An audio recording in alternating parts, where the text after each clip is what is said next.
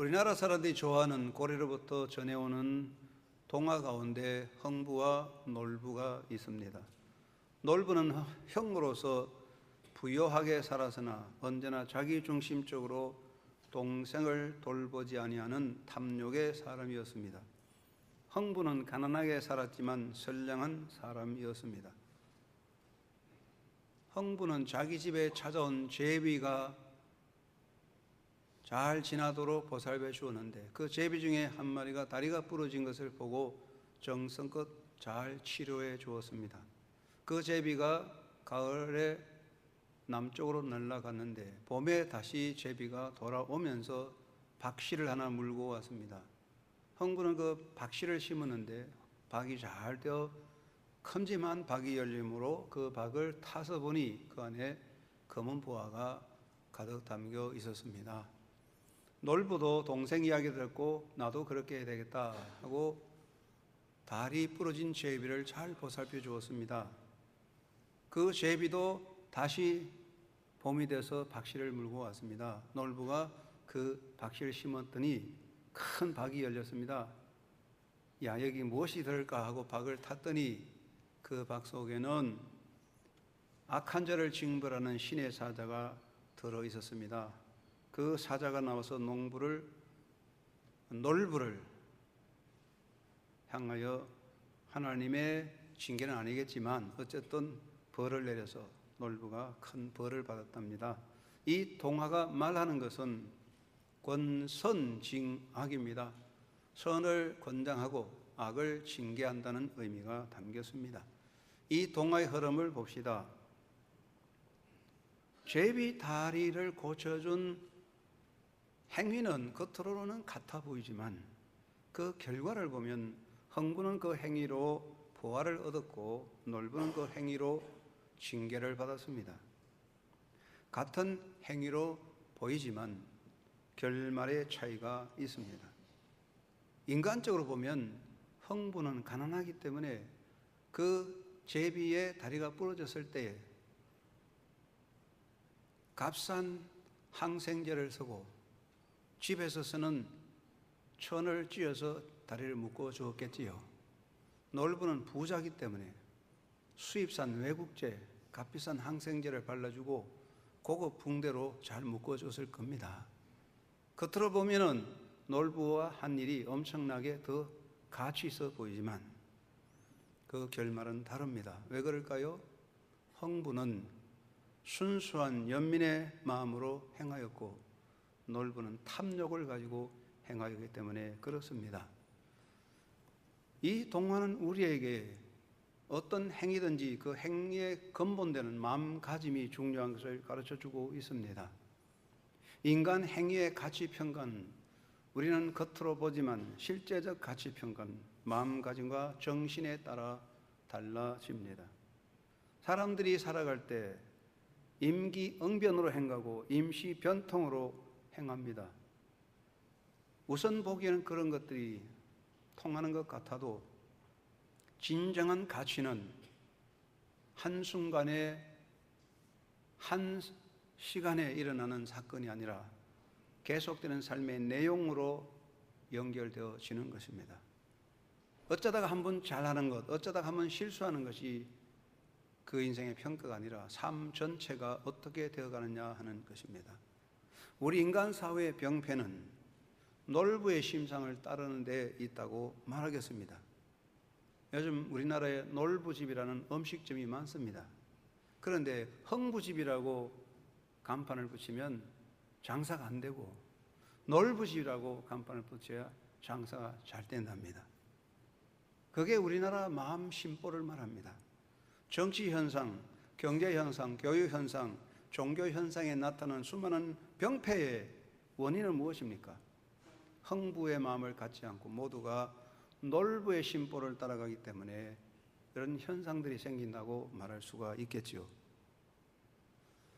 우리가 살아가는 인간의 삶을 나누어 보면 여러 가지가 있겠지만 두 가지가 있어요. 보이지 않는 내면의 세계와 밖으로 나타나는 외적인 행위의 세계가 있습니다. 인간은 내면 세계를 가지고 있습니다. 그 내면의 세계는 생각과 의식의 세계입니다. 사람은 생각하는 동물입니다. 생각이 우리 마음속에 흐르고 있습니다. 이 흘러서 사라지는 생각들이 하나의 흐름으로 만들어질 때에 그것이 의식이 형성되는 것입니다. 그래서 가치의식, 역사의식, 목적의식이 생깁니다. 우리 내면에 자리 잡는 이 의식이 인간됨을 형성하는 것입니다. 어떤 의식을 가졌냐가 어떤 사람이냐를 말합니다. 그 다음에 인간의 마음 자리가 중요합니다. 이 마음 속에서 수많은 생각과 상상력과 지혜가 솟아납니다. 마음은 열어 보일 수는 없지만 많은 창조력과 상상력들 그리고 나쁜 악념들이 솟아나는 신비한 샘과 같습니다. 그래서 중요한 것은 마음자리, 심보입니다. 인간의 마음가짐이 모든 것의 바탕이라는 것입니다. 그리고 인간의 마음에는 사상과 이념이 자리 잡고 있습니다. 생각이라고 하는 것은 흘러 없어지지만 흘러 없어지는 생각들이 모여서 의식이 되고 의식이 자리를 잡으면 사상과 이념이 됩니다. 나무가 뿌리를 받고 자라고 바위가 흙 속에 박혀 있으면 어떤 작용이 나타납니다. 사상과 이념은 흘러가는 물이 아니라 우리 마음속에 뿌리 박은 나무고 굳게 박힌 돌같이 우리 존재 속에서 작용을 일으킵니다. 그래서 사상과 이념이 인간의 삶의 어떤 변화를 만드는 것이기 때문에 인간 존재의 진짜 변화는 사상과 이념의 변화라고 하겠습니다. 사상과 이념은 잘 변화되지 않습니다.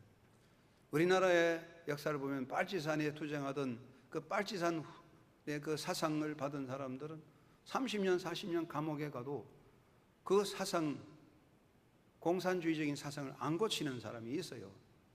사상은 뿌리 깊이 박힌 돌과 같다는 이야기입니다. 인간은 이러한 내면 세계가 있고 그 내면 세계가 밖으로 나타납니다. 그것을 행위라고 말합니다. 우리는 육체를 가졌기 때문에 생존적 행위를 합니다. 그 대표적인 것이 말하는 언어 생활이고 그 다음에 손과 발로 행하는 수많은 행위들입니다. 그리고 인간은 인간관계에서 종교적인 삶을 살아갈 때 예식과 의식을 행합니다. 사람은 태어나서 죽을 때까지 인간관계 속에 살기 때문에 많은 예식을 행하고 그 예식의 틀 속에 삽니다. 태어나면 돌잔치를 하게 되고 살아가면서 뭐 결혼식, 장례식, 축가식 수많은 예식을 합니다. 그리고 종교적인 의식이 있습니다.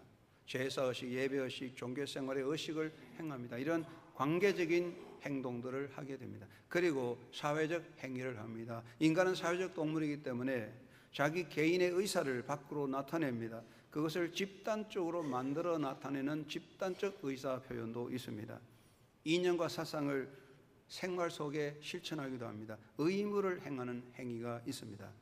이러한 사회적 행동들이 나타납니다. 인간은 내면의 세계가 밖으로 행위로 나타납니다. 그러므로 우리 인간에게 정말 중요한 건 무엇입니까? 우리 인간들은 겉으로 나타나는 것만 볼 수밖에 없지만 진정한 인간의 가치와 행위의 평가는 그 내면에 있는 것입니다.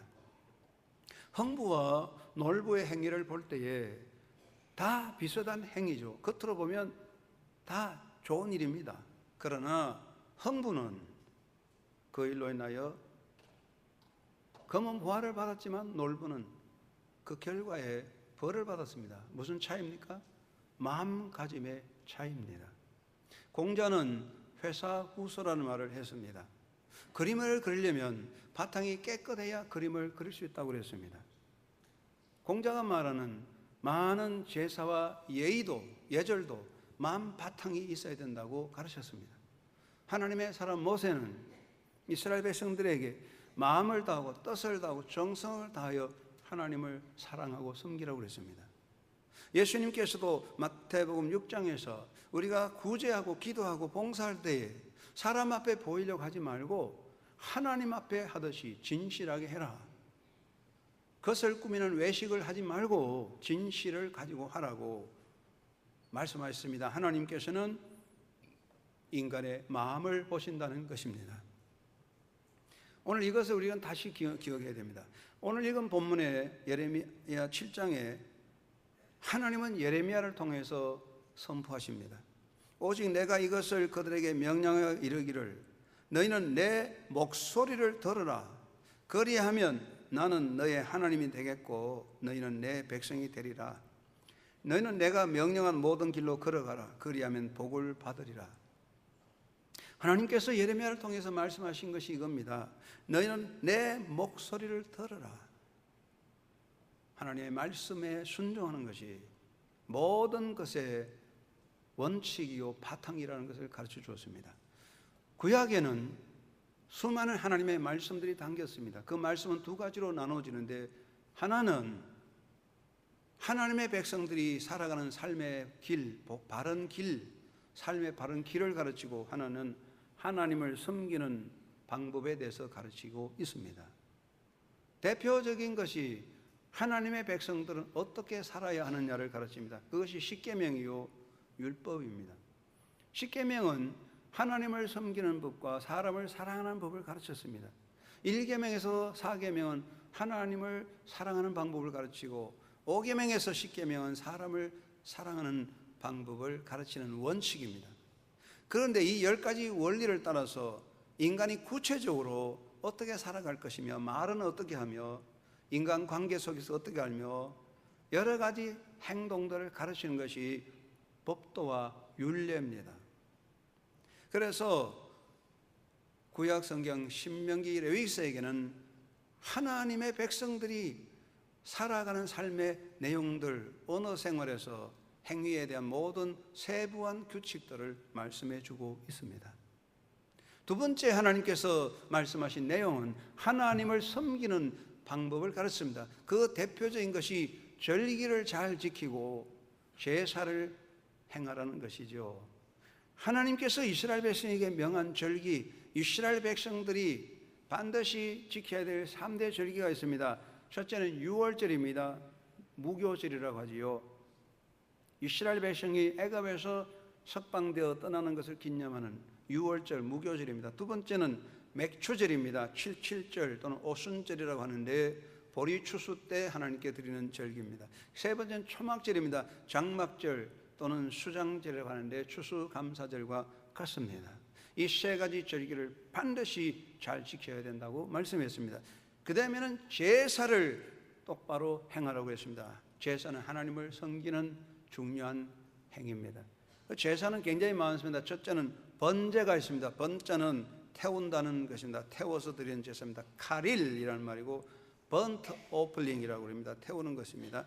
속죄제가 있습니다. 속죄제는 차타라는 뜻인데 이건 신 오플링, 죄를 속하는 제사입니다. 그 다음에 속건제가 있는데 이 건자는 허물을 말하는 허물을 사는 것입니다. 그래서 guilt offering이라고 설명합니다. 화목제가 있습니다. 화목제는 쉐렘이라고 합니다. 쉐렘이란 fellowship offering이라고 해서 인간관계에서 문제입니다. 그 다음에 화제가 있습니다. 화제는 이스쉐라는 것인데 이것은 불로 태우는 제사입니다. 그 다음에 소제가 있습니다. 소제는 민차라는 뜻이죠. 이것은 grain offering이라고 해서 곡물을 드리는 것입니다. 거제가 있습니다. 거제는 거자는 던다는 뜻입니다. 거제는 테루마라는 뜻인데 fellowship offering이라고 그러는데 영어로는 거제나 화목제를 다 함께 fellowship offering이라고 번역하고 있습니다. 그 다음에 요제가 있습니다. 요자는 흔든다는 뜻입니다. 테누파라고 해서 wave offering, 흔드는 제사입니다. 그 다음에 전제가 있습니다. 전제는 야임이라는 야인, 드링크 오퍼링 또는 와인 오퍼링이라고 해서 물을 가지고 드리는 제사, 이런 제사들을 명령하고 있습니다. 그러므로 이스라엘 백성들은 절기를 잘 지키고 제사를 구별하여 잘 드려야 합니다. 그럼에도 하나님께서 강조하는 점은 무엇입니까? 하나님께서 이스라엘 백성들에게 강조하는 점은 나의 말을 들으라는 것입니다. 하나님께서는 이스라엘 백성들이 드리는 제사보다는 말씀에 대한 불순종을 크게 책망하셨습니다. 시편 50편 8절에 말씀하시기를 나는 내 재물 때문에 너를 책망하지 아니하리니 내 번제가 항상 내 앞에 있음이로다. 감사로 하나님께 제사를 드리며 지존하신 이에게 내 서원을 갚으며 환난 날에 나를 부르라 내가 너를 건지리니 내가 나를 영화롭게 하리라고 말씀했습니다. 이사야 1장 11절 13절 말씀에도 보면 여호와께서 말씀하시되 너희의 무수한 재물이 내게 무엇이 유익하뇨? 나는 수장의 번제와 살찐 짐승의 기름에 배불렀고 나는 숫송아지나 어린 양이나 숫 염소의 피를 기뻐하지 아니하노라. 너희가 내 앞에 보이려 오니 이것을 누가 너희에게 요구하였느냐? 내 마당만 밟을 뿐이니라. 헛된 재물을 다시 가져오지 말라. 분향은 내가 가중히 여기는 바요 월삭과 안식일과 대회로 모이는 것도 그러하니 성회와 아울러 악을 행하는 것을 내가 견디지 못하겠노라 그랬습니다.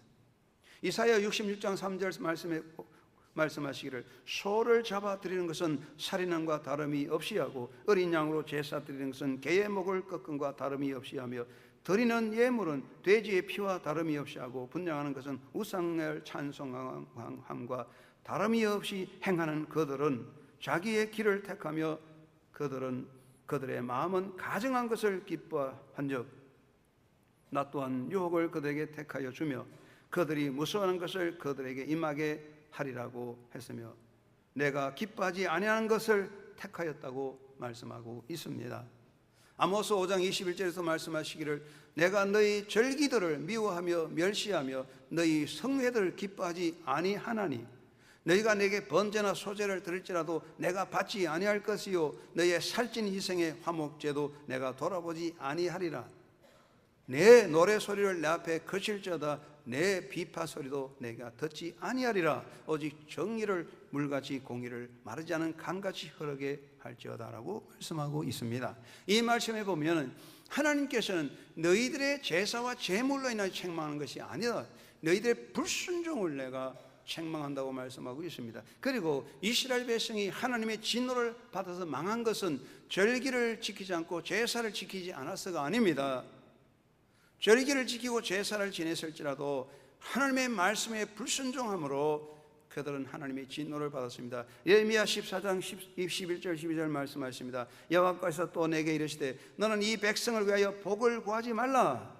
그들이 금식할지라도 내가 그 부르짖음을 듣지 아니하겠고 번제와 소제를 드릴지라도 내가 그것을 받지 아니할 뿐 아니라 칼과 기근과 전염병으로 내가 그들을 멸하리라. 호세아 8장 12절에서 말씀하십니다. 내가 그를 위하여 내 율법을 만 가지로 기록하였으나 그들은 이상한 것으로 여기도다. 그들이 내게 고기를 제물로 드리고 먹을지라도 여호와는 그것을 기뻐하지 아니하고 이제 그들의 죄악을 기억하여 그 죄를 멸하리니 그들은 애굽으로 다시 가리라. 예레미야 6장 19절에서 말씀하십니다. 땅이여 들으라 내가 이 백성에게 재앙을 내리리니 이것은 그들의 생각의 결과라. 그들이 내 말을 듣지 아니하며 내 율법을 거절하였습니다. 나는 그들의 번제를 받지 아니하며 그들의 희생 제물을 달리게 여기지 아니하노라. 그러므로 여호와께서 이와 같이 말씀하시니라. 보라 내가 이 백성 앞에 장례물을 두리니 아버지와 아들들이 함께 거기에 걸려 넘어지며 이웃과 그 친구가 함께 멸망하리라. 여기 말씀하신 것을 보면 하나님께서 그 백성을 향하여 진노하신 것은 절기와 제사를 소홀히 한 것이 아니라 하나님의 말씀을 떠나고 말씀에 불순종한 것을 하나님은 진노하셨습니다. 그래서 하나님을 기쁘게 하는 것은 말씀을 순종하는 것입니다. 하나님은 명하셨습니다. 예레미야 27장 24절 말씀에 내가 명령한 모든 길을 걸어라. 그리하면 복을 받으리라. 미가서 6장에서도 미가 선지자는 말씀하십니다. 여호와께서 천천의 숫양이나 만만의 강물 같은 기름을 기뻐하실까? 내 허물을 위하여 내 맏아들을 내 영혼의 죄로 말미암아 내 몸에 열매를 드릴까? 사람아 주께서 선한 것이 무엇임을 내게 보이시나니 여호와께서 내게 구하시는 것은 오직 정의를 행하며 인자를 사랑하며 겸손하게 내 하나님과 함께 행하는 것이 아니냐라고 선포합니다. 하나님께서는 우리가 그 말씀을 듣는 것을 기뻐하고 계십니다. 열왕기상 3장에 보면 솔로몬의 행위가 나옵니다. 하나님께서 솔로몬을 보고 기뻐하신 것은 솔로몬의 제사보다는 솔로몬의 순종입니다. 솔로몬은 하나님 앞에 아버지여 종에게 하나님의 말씀을 듣는 마음을 주시옵소서. 하나님이 그것을 기뻐하셔서 솔로몬을 받아주셨어요.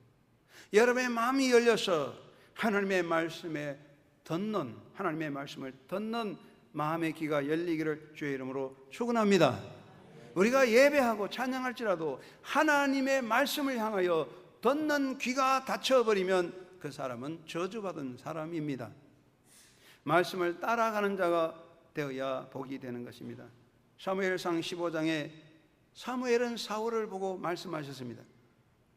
여호와께서 번제와 다른 제사를 그의 목소리 청종하는 것을 좋아하신 같이 좋아하시겠나이까? 순종이 제사보다 낫고 듣는 것이 수당의 기름보다 나으니 이는 거역하는 것은 점치는 죄와 같고 완고한 것은 사신 우상에게 절하는 죄와 같음이라. 말씀을 듣고 따라가는 것이 하나님이 원하는 것입니다. 우리의 삶이 말씀에 대한 순종과 말씀의 터 위에 세워져야 됩니다. 그러므로 우리 예수님께서 말씀하셨습니다. 누구든지 나의 이 말을 듣고 행하는 자는 그 집을 반석 위에 지은 지혜로운 사람 같으리니 비가 내리고 창수가 나며 바람이 불어 그 집에 부딪히되 무너지지 아니하느니 이는 주초를 반석 위에 놓은 까닭이요 나의 이 말을 듣고 행하지 아니하는 자는 그 집을 모래 위에 지은 어리석은 사람 같으리니 비가 내리고 창수가 나고 바람이 불어 그 집에 부딪힘에 무너져 그 무너짐이 심하니라. 사랑하는 여러분이요, 우리가 아무리 나를 위해서 튼튼한 집을 짓고 화려한 궁궐을 지을지라도 그것이 모래 위에 서 있다면 홍수에다 실려 쓰러지고 말 것입니다. 예수님 말씀하시기를 내 말을 듣고 행하는 자는 집을 어디에 지었다고 그랬습니까?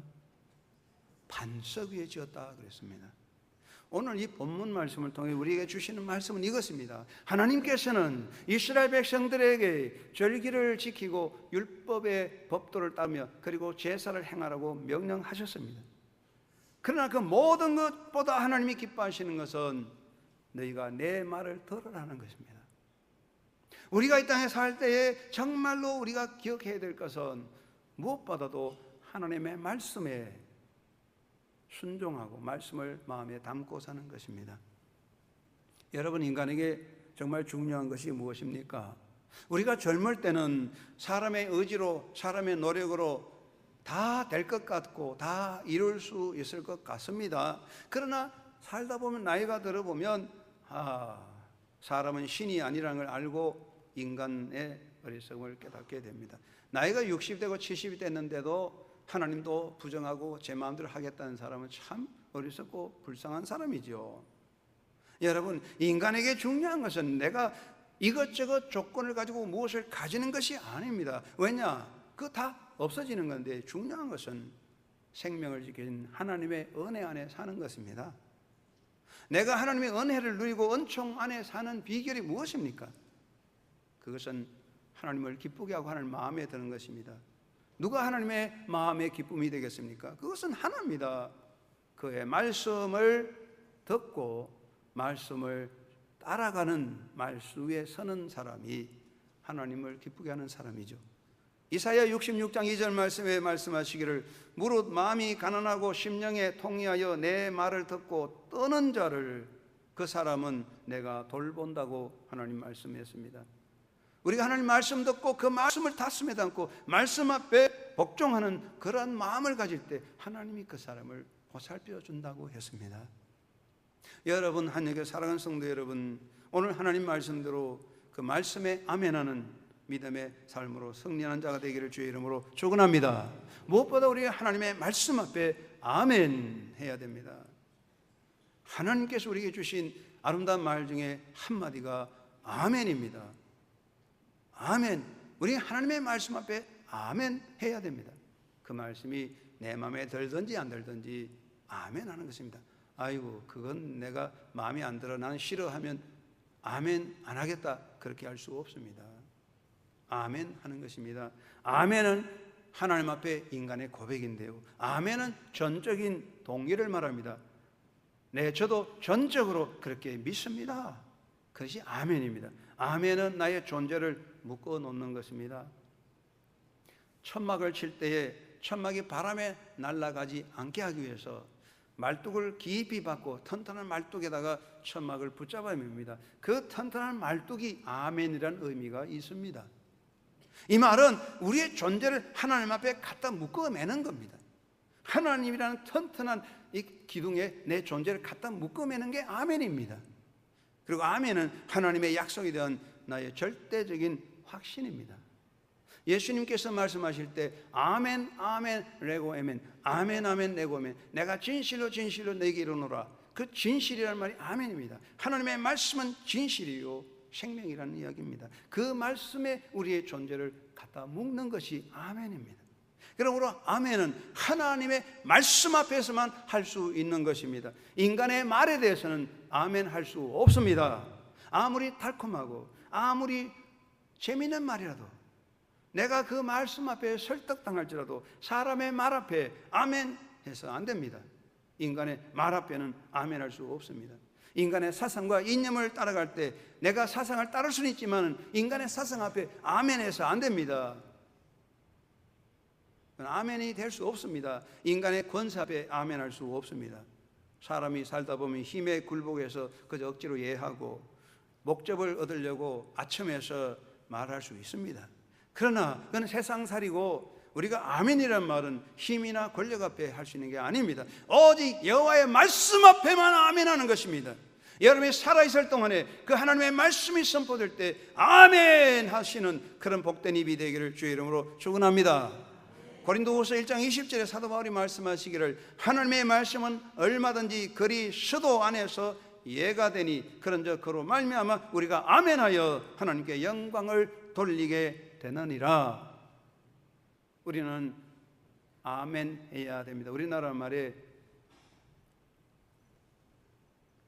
웅변은 언이고 침묵은 검이라고 그랬습니다. 그렇다 해서 항상 입 다물고 있으면 안 됩니다.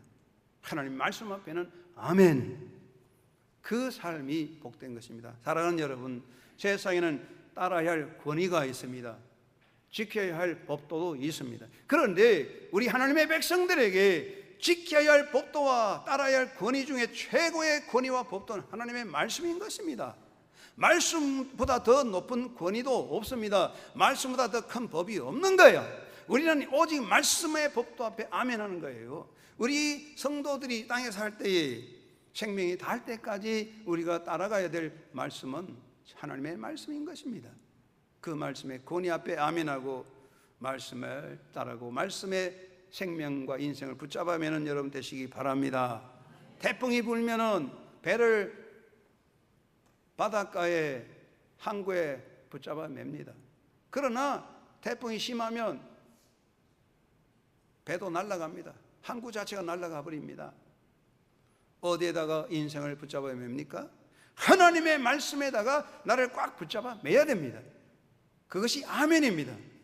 하나님의 말씀 앞에 나는 내 생명을 붙잡아 맵니다. 아멘 할 때 하나님은 나를 지켜주십니다. 여러분이 살아가고 입이 있을 동안에 하나님 말씀 앞에 아멘함으로 하나님의 은혜와 역사 안에 믿음의 승리자가 되고 굳게 서는 하나님의 사람이 되시기를 주의 이름으로 축원합니다. 두 번째는 모든 행위에서 하나님의 말씀을 바탕으로 해서 행동해야 됩니다. 우리의 삶의 바탕이 무엇입니까? 개구리는 점프를 잘해요. 또 사슴도 노루도 잘 뛰어갑니다. 우리가 높이 뛰기 하려면 어떻게 해야 될까요? 아무리 높이 뛰기를 잘하는 선수라도 물 위에서는 못 뜁니다. 모래 위에서는 멀리 못 뜁니다. 바탕이 튼튼해야 멀리 뛸 수가 있습니다. 우리 존재가 도약하려면 튼튼한 바탕, 말씀의 바탕에 서야만 새로운 도전을 하고 던들이 설 수가 있습니다. 예수님 말씀하시기를 말씀을 듣고 행하는 자는 그 집을 반석 위에 지은 자라고 그랬습니다. 여러분 인생의 모든 행위를 말씀의 바탕에 굳게 서서 말씀을 바탕으로 하여 도약하는 삶이 되시기를 바랍니다. 말씀을 등한히 하는 신앙행위를 경계해야 됩니다. 우리가 신앙생활을 하다 보면 자꾸만 인간적인 권위나 인간의 감정과 기분에 휩싸여 갑니다. 인간의 기분과 감정과 자기 생각, 주관과 인간의 어떤 이해관계를 따라갈 수가 있습니다. 그러다 보면 말씀을 자꾸 등한히 여깁니다. 말씀은 소홀히 여깁니다. 내가 말씀을 지키고 아멘 할지라도 당장 무슨 역사가 나타나지 않습니다. 그러니까 사람들은 말씀을 등한히 여기고 인간의 말 앞에, 인간의 권위 앞에 자기 감정과 기분을 따라갑니다. 그러다 보면 우리가 점점 말씀을 떠나서 사탄의 꼬임에 빠져 멸망길로 떨어지는 것입니다. 신앙생활의 탈선은 우리가 하나님 말씀보다도 인간의 말과 인간의 권위 앞에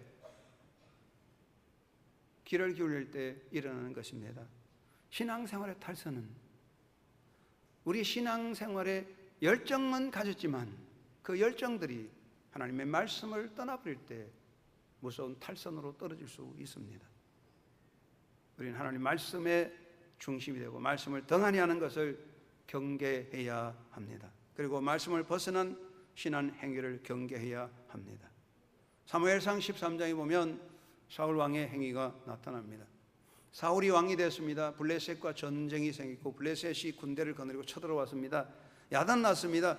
아직 군사력도 부족한데 어떻게 블레셋과 싸우냐? 사울은 너무 걱정이 됩니다. 그래서 선지자 사무엘이 와서 빨리 이스라엘 백성을 위해서 하나님 앞에 기도하고 제사 드려주기를 기다립니다. 그런데 7일 동안 지나도 사무엘이 나타나지 않습니다. 사울이 마음이 조급합니다. 블레셋군은 쳐들어오지요. 준비는 안 됐지요. 너무나 조급한 나머지 사울은 더 이상 기다리지 못하고 그만 왕의 권한으로 제사를 지내버렸습니다. 제사를 지난 후에 사무엘이 나타나서 말하기를 왕이 망령되게 행하였습니다. 아무리 급하고 아무리 자기가 왕이라 할지라도 지킬 게 있는 거예요.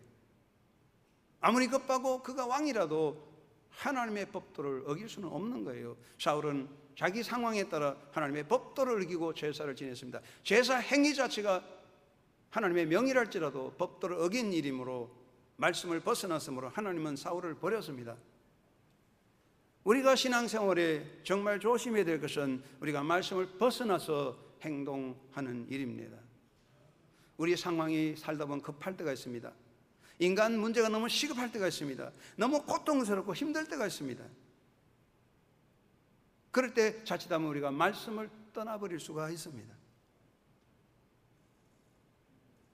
우리가 이 말씀보다는 인간의 권위가 앞서고 인간의 이해감정이 앞서고 인간의 이득이 앞서기 때문에 인간의 이득을 따라가고 그래서 말씀을 등한히 하고 자기 길로 갈 수 있습니다. 우선으로는 그 길이 달콤해 보여도 그 결말은 심각한 파멸로 떨어지게 됩니다. 우리는 하나님의 말씀을 벗어난 신앙 행위를 경계하고 하나님의 말씀을 벗어난 기복적 신앙을 경계해야 됩니다. 사람은 누구나 다 복을 받기 원하고 누구나 다 복을 원합니다. 그런데 성경은 말씀하시기를 너희가 내 말을 지키면 복을 받으리라고 말씀했습니다. 그런데 아무리 내가 말씀을 듣고 아멘 할지라도 당장 눈에 보이는 모든 인간의 욕망이 이루어지지 않습니다. 내가 하나님 말씀에 아멘 할지라도 눈에 보이는 당장 어떤 인간적인 놀라운 기적이 일어나지 않습니다. 하나님의 말씀은 따분합니다. 하나님의 말씀은 지루합니다. 재미가 없습니다. 늘 그렇습니다. 그러니까 사람들은 유혹을 받습니다. 복을 받으려고 목적을 이루려고 뭔가 화끈하고 짜릿한 거 없냐 따라가게 됩니다. 그러다 보니 말씀보다는 인간적인 화끈한 이벤트를 따라가고 말씀보다는 표적을 따라가고 그러다 보니까 자꾸만 사람들의 장난에 눈에 보이는 것에 빠져들어갑니다. 그곳의 결말은 어디에 있습니까? 그건 멸망으로 가는 것입니다. 우선 보이는 사탕 발림이지만 그 마지막은 죽음으로 가는 것입니다. 말씀을 벗어난 예배는 하나님을 기쁘게 할 수 없고 말씀을 벗어난 열심은 절대로 하나님의 뜻을 따를 수 없습니다. 열심을 가지고 찬양할지라도 말씀을 떠나버릴 때 인간의 생각밖에 없고 혈기가 나타나며 하나님의 영광을 가리게 될 것입니다. 그곳에 사탄이 우리를 꼬드기고 있다는 것을 기억해야 됩니다. 사랑하는 성도 여러분, 우리가 급할 때 있고 답답할 때 있지만 하나님의 말씀 따라가는 게 지루하고 야 이게 뭐 의미가 있냐 회의가 생길 수 있을 때입니다. 마귀가 우리를 미혹할 것입니다. 그러나 그럴지라도 여러분 말씀을 등한히 여기고 말씀을 소홀히 하여 인간의 이득과 인간의 방법으로 가지 말고 말씀 안에서는 말씀을 바탕으로 사는 여러분 되시기를 주의 이름으로 축원합니다. 그리고 말씀의 수호자가 되어야 됩니다. 한번 따라합시다. 하나님 말씀의 수호자가 되자. 여러분, 인간의 과제는 결국 지키는 것입니다. 명예를 지키고 소유를 지키고 행복을 지켜야 됩니다. 그런데 지키지 못할 것을 위해서 노력하면 헛된 수고입니다. 내가 돈 벌려고 죽으라 고생했는데 한순간에 돈 다 날아가면 그동안에 일한 것 전부 다 헛수고입니다. 지키지 못할 것은 헛된 수고입니다. 그러면 여러분, 인간은 누가 지켜줍니까? 누가 나를 지킵니까? 분명하지만 나를 지킬 것은 내가 나를 절대로 지키지 못합니다. 생명은 생명의 주인이신 하나님만이 지킬 수 있고, 복은 복의 주인이신 하나님만이 지킬 수 있습니다. 우리가 하나님의 은혜 안에 있어야 보호받고 지킴을 받을 수 있는데, 우리가 어떻게 하나님의 은혜 안에 있느냐? 그건 다른 게 아니에요. 말씀을 지키는 겁니다. 내가 말씀을 지키면 하나님이 나를 지켜줍니다. 내가 말씀을 붙잡은 그 말씀이 나를 붙잡아줍니다. 그런데 나를 지키려고, 내 것을 붙잡으려고 말씀을 떠나면 그 순간에 나도 모든 것도 사라지고 없어집니다. 이건 여러분 기억해야 됩니다. 우리나라에 무형문화재가 있습니다. 돌이나 조각품, 물질은 아니지만 사람의 재주를 보고 무형문화재로 삼습니다. 노래와 춤을 말하죠. 그 사람의 삶 자체가 문화재의 가치가 있습니다. 사랑하는 여러분, 우리 한영교회 성도 여러분, 성도들의 하나님 앞에 가치는 무엇입니까? 여러분이 만든 건물, 여러분이 지은 집, 교회 건물, 그것도 중요하지만 그보다 더 중요한 거, 그건 별거 아닙니다. 없어집니다. 아무리 위대한 건물도 여러분의 손으로 모든 업적도 사라집니다. 하나님 앞에 정말 귀중한 것은 여러분이 말씀을 붙잡고 살아가는 삶의 내용이 하나님 앞에 문화재요, 가치인 것입니다. 웅장한 건물, 웅장한 업적, 그게 중요한 게 아니에요. 여러분이 말씀 안에 살아오고자 하는 삶이 하나님이 보실 때 VIP가 되는 것입니다. 하나님은 말씀을 지키고 말씀을 이루십니다. 그러므로 말씀을 붙잡는 자를 지키고 말씀을 지키는 자를 통하여 하나님은 당신의 역사를 이루는 것입니다. 우리는 말씀의 수호자가 되어야 됩니다. 말씀을 지키는 것이 내 생명을 지키고 내 복을 지키고, 말씀을 지키는 것이 자손을 지키고 가정을 지키고 교회를 지키고 역사를 지키는 것입니다. 우리는 이 사명을 가지고 한국교회가 서야 할 줄로 믿습니다. 우리나라 말에 이런 말이 있습니다. 농부는 아사하나 칭골 종자라 그랬어요. 농부는 굶어 죽어도 종자를 베개로 베고 있다. 종자를 절대로 먹지 않고 지킨다. 농부는요, 배가 고파도 움켜쥐는, 배를 움켜쥐지 않고도 시종자를 안 먹어요. 농사를 지어야 돼요. 저는 이 말을 이렇게 바꿔봅니다. 성도 아사하나 칭벌 신원이라. 성도는 굶어 죽어도 하나님 말씀을 꼭 붙잡고 산다. 또는 성도 아사하나 칭벌 교회라. 성도는 굶어 죽어도 교회를 버리지 않고 교회를 품는다. 여러분, 우리가 살아갈 때 비록 힘들고 어려울지라도 말씀을 붙잡고 교회를 붙잡고 있을 때 하나님이 나를 지켜주고 붙잡아준다는 것을 기억하시기 바랍니다. 내가 힘든다고, 어렵다고, 농부가 힘든다고 종자를 다 먹어버리면 농사 폐농한 겁니다. 우리가 인간이 힘든다고 말씀 떠나고 교회 떠날 때 잘 되는 것 같습니까? 아닙니다. 모든 것은 사라집니다. 여러분, 순교자는 자기 명예와 영광을 위해서 사는 사람이 아니야. 말씀을 지키는 사람이 순교자입니다. 하나님의 말씀이 선포될 때에, 그 말씀이 선포될 때 사람의 가슴이 변하여 움직이고, 말씀이 전달될 때 그 말씀을 듣는 자의 삶이 움직여 변화됩니다. 우리는 말씀을 전하는 선포자가 되어야 됩니다. 여러분, 입으로 말씀을 전하는 선포자가 되시기를 바랍니다. 우리나라 사람들, 요즘은 아니지만 옛날에는 왕의 명령을 교지 또는 왕지라고 그랬잖아요. 그 교지를 몸에 품고 있는 사람, 교지를 담은 통을 유세통이라고 그러죠. 그 유세통을 짊어지고 있는 사람은요, 왕명으로 보호를 받습니다. 왕의 권위로 지켜줍니다. 누구든지 해칠 수 없습니다. 왕의 명령을 가지고 있어서 그렇습니다. 우리가 하나님의 말씀을 굳게 지키면 하나님의 권위가 나와 함께하는 거예요. 하나님의 말씀을 가진 자를 하나님 지킵니다. 그래서 하나님의 선지자를 지키고 말씀을 전한 자도 지켜주셨습니다. 우리가 하나님 말씀을 붙잡을 때 하나님의 절대적 권위가 그의 보호자가 됩니다. 여러분이 하나님의 말씀의 수호자가 되면 하나님께서 여러분의 수호자가 될 것입니다. 한국교회가 말씀을 지킬 때 하나님께서 한국교회의 수호자가 될 것입니다. 그것이 바로 하나님의 역사인 것입니다. 우리는 말씀으로 가야 됩니다. 말씀을 완전히 행하는 자는 아무도 없습니다. 그러나 말씀을 붙잡는 것은 우리가 해야 할 일입니다. 하나님은 말씀하십니다. 내 말을 들으라. 여러분, 하나님 말씀 중심으로 살아갑시다. 말씀 앞에 아멘하고 말씀 바탕 위에 서고 말씀의 수호자가 되어 간다면 하나님은 나의 능력이 되고 내 힘이 되십니다. 하나님은 은혜 안에서 반석 같은 새로운 삶의 역사를 이루어 반석 위에 집을 짓는 지혜로운 자가 되어 새 역사를 열어가는 한육의 성도들과 아름다운 삶을 살아가는 여러분 자손들이 되시기를 주의 이름으로 축원합니다. 하나님 아버지 감사합니다. 말씀을 따라간 자 반석 위에 집을 짓는 자는 것 기억하고 우리도 말씀 안에 흔들리지 않는 말씀의 수호자가 되어 말씀 따라 승리하는 성도의 삶을 살아가도록 저희들을 지켜주시고 말씀 앞에 아멘하며 말씀의 권위 앞에서는 한영교회 성도들 되어 말씀과 함께 영원한 하늘의 복 땅의 복이 넘치는 승리자 되도록 인도 지켜보아야 주옵소서. 예수 그리스도 이름으로 기도드리옵나이다. 아멘.